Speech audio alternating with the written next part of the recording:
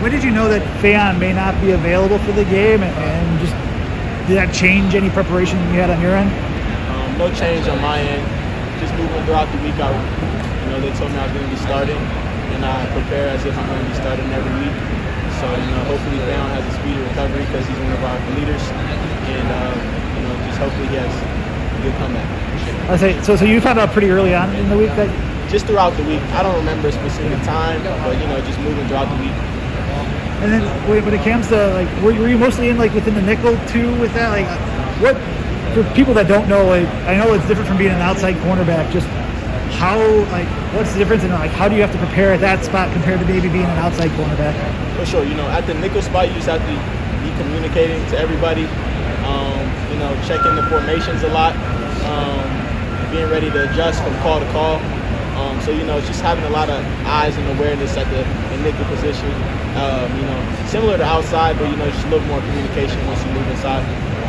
Punt return wise, I know last week was kind of rough with only 8 yards on 3 returns, but you're breaking some tonight. I know one of them came back because of a hold, but how are you feeling that you're progressing as a returner, and what did you see tonight that allowed you to spring forth that 20-yard return? It's really nothing I'm doing. It's a unit. The guys on the outside holding up, and guys on the inside, fighting all the way down the field, put me in a great position to just be able to use my ability to the best I can. Personally, it's really not me. We were just emphasizing throughout the week that we want to get some good returns, and I feel like it showed tonight. Well, in the secondary, back to the defense, just how, I guess, was there anything that you didn't, or that anything from the offense that you weren't prepared for, or anything like that, or was everything really pretty much what you saw on film?